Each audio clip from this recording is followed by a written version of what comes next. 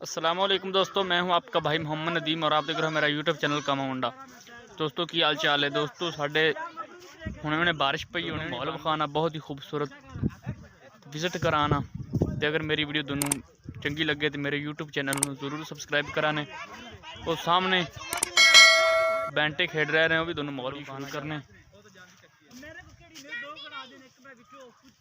सामने गगड़ा खेड़ते पैने देखने जाते दोस्तों। माशाल्लाह केड़ा टैट हरी भरी फसलें है सरों सामने फुल वेखो माशाल्लाह। ये सामने बैंटे खेड रहे ने दोस्तों। केड़ा सामने बैठे काले कपड़े वाला मेरा भाई है, गुलाबी सूट वाला मेरे मामे छोरे, दूसरा भी मेरे मामे छोरे, बाकी मेरे चाचे दे ने। मेरे भाई की वारी आ गई, दोनों मौल खाना गा जाते की बनता है। बड़ा खुश होंदा पे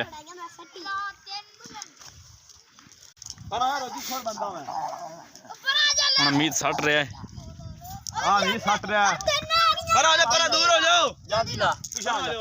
पांच गगड़ा आ गई मेरे भरा दोस्तों।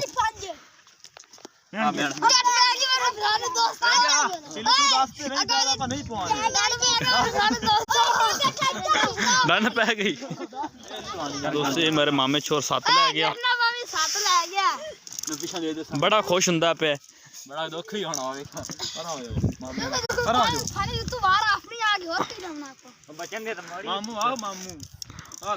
मामे मामू जो भी ला लो पंजाबी 60 पता लग गया। गिठ पै गया मेरे मामे के छोर बेचारे नूं। एक मिनट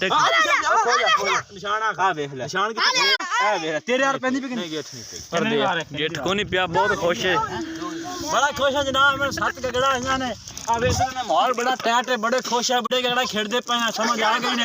तुम भी खेडो भाई यार, गगड़ा ने खेडोगे बड़ा मजा आएगा। 5-7 बंदे इकट्ठे करो, उस बाद तुम खेडो। हुण उनकी बारी आ गई, एक भी नहीं आई इनू बेचारे नू। मोहम्मद इरफान नू बहुत घाटा पिया बेचारे नू, एक भी नहीं आई ते बड़ा परेशान है।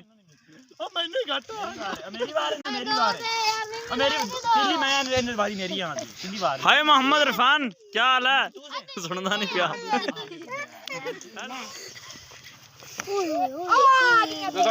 वाह, दो आ चुकी हैं।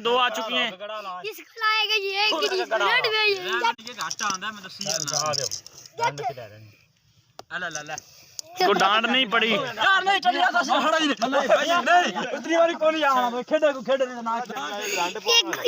बेचारे ने सिर्फ एक का ही बच गया डंड तू। दोनों मैच तो का माहौल विखाना सारा ते वीडियो पूरी देखा ने। देखो दोस्तों माशाल्लाह हरी भरी सरों, किड्डा प्यारा मौसम है।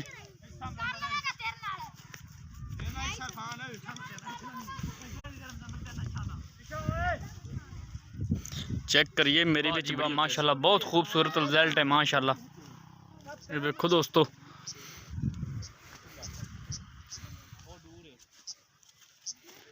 गंदम कणक है दोस्तों। पट्ठे भी छड़े ने माल वास्ते, सरों में पकाउण वास्ते। ये पट्ठे भी छड़े ने माल पाउण वास्ते, विच ही सूंगरे भी छड़े ने। ये पका तो खाई ने, भाजी पकाई दी सालन। कि मेरे बाजियां वेखदियां पे वीडियो, उन्होंने तो पता ही है सूंगरियां दे बारे।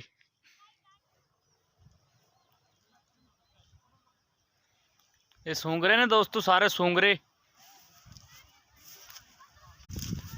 फिर लुसने।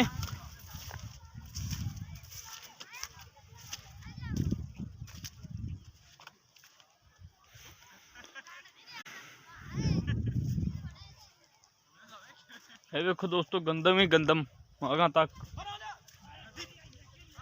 ते ओ अगा सरों बीच छड्डी ओ सामे। दोस्तों मेरी वीडियो दोनों सोहनी लगे तो मेरे यूट्यूब चैनल को जरूर सबसक्राइब कराने। ते मोड़ दोनों जा ते माहौल विखाने सामे। और सामे गगड़ा खेड़ते पे ने, ओ वेखो। ते इधर मैं दोनों हुण माहौल विखा दिया आया।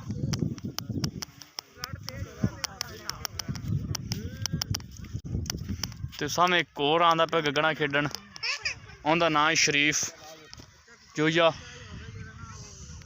ਸ਼ੀਫੀ ਸੱਦੇ ਨੇ ਸਾਡੇ ਪਿੰਡ 'ਚ। ਤੂੰ ਆਦੇ ਵੀਵਰਾਂ ਨੂੰ ਵਿਖਾਈ ਜਾਣਾ ਕਿ ਉਹ ਸਾਂ ਸ਼ਰੀਫ ਜੋਇਆ ਆ ਰਿਹਾ ਹੈ ਗਗੜਾ ਖੇਡਣ ਬੈਂਟੇ ਤੇ ਤੈਨੂੰ ਵਿਖਾਣਾ ਮਾਹੌਲ। ਵਾਲ ਸਲਾਮ ਜੀ। ਇਹਨੇ ਦੋਸਤੋ ਕਿਹੜਾ ਦੂਰ ਦੋਨੋਂ ਵਿਖਾਇਆ ਸੀ ਇਹ ਗਗੜਾ ਖੇਡਣ ਆਏ ਜੋ ਹੱਸਦੇ ਕਿਉਂ ਜੋ? ਹੋਰ ਜਨਾਬ ਪੰਜਾਬੀ ਬੋਲੋ ਸਿੱਧੀ, ਉਰਦੂ ਸ਼ੁਰਦੂ ਬੰਦ ਕਰਤੀ। ਠੀਕ ਹੋ ਉਹ ਬੱਚੇ ਦਾ ਰੌਲਾ ਪੈ ਗਿਆ ਬਈ ਤੂੰ ਵੱਟਾ ਨਹੀਂ ਆਖਤੇ ਆਏ ਤੱਲੀ ਹੱਥ ਵੱਟਾ ਕਹਿਣਾ ਆਂਦੇ ਨੇ ਵਿੱਚ।